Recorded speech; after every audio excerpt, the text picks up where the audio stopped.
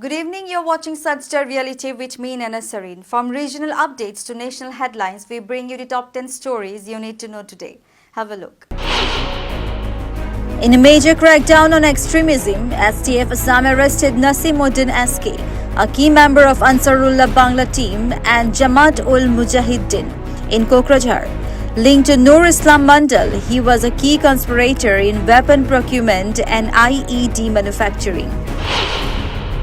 The National Green Tribunal has sharply criticized the Assam government and the Ministry of Environment, Forest and Climate Change for failing to act against large-scale encroachments in Charduar, Balipara Reserve Forest and Sonai Rupai Wildlife Sanctuary. RTI activist Dilip Nath alleges that 1,115 illegal land grants covering 220 km of protected land were issued for electoral gains, implementing Dhegiajuli MLA Ashok Singhal.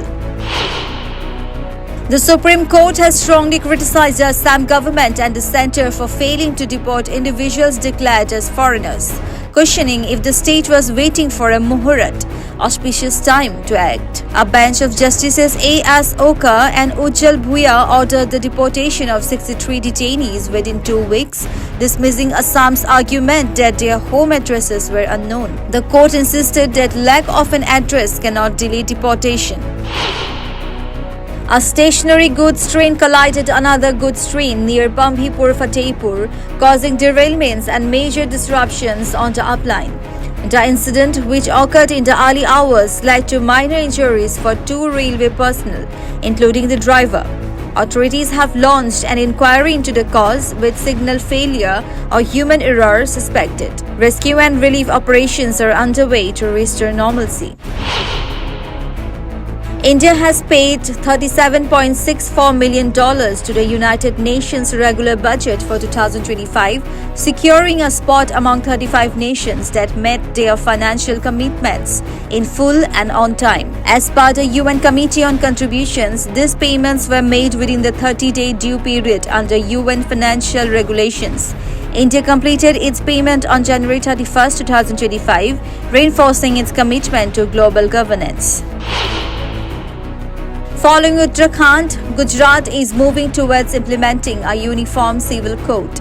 A 3 to 5 member committee is expected to be announced on Tuesday to draft the guidelines. Sources suggest the state government is gearing up for a significant policy shift. Delhi police has registered 2 cases against Delhi Chief Minister Atishi, one for violating the Model Code of Conduct and another against her supporters for obstructing government work. Officials state that Atishi reached Fateh Singh Marg with 10 vehicles and 60 supporters, violating election norms. Days after Donald Trump triggered a trade war with China, Beijing retaliated with counter-tariffs and an antitrust investigations into Google. China's foreign ministry announced a 15% tariff on US coal and LNG, along with a 10% levy on crude oil, farm equipment, and large displacement cars. Terrorists opened fire on ex-serviceman Manzoor Ahmed Wage and his family in Kulgam, Jammu and Kashmir, killing him and injuring his wife and 13-year-old niece. The attack occurred in Behibag, with the assailants fleeing the scene. Security forces, including police, CRPF and army, have launched a massive search operation.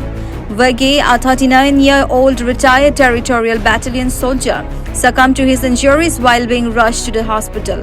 No group has claimed responsibility yet. A car bomb blast in Manbij, northern Syria, killed at least 20 people on Monday, marking the deadliest attack since Bashar al-Assad's fall in December. This is the second bombing in 3 days. Authorities suspect extremist factions behind the attack as Syria faces continued instability. No group has claimed responsibility yet.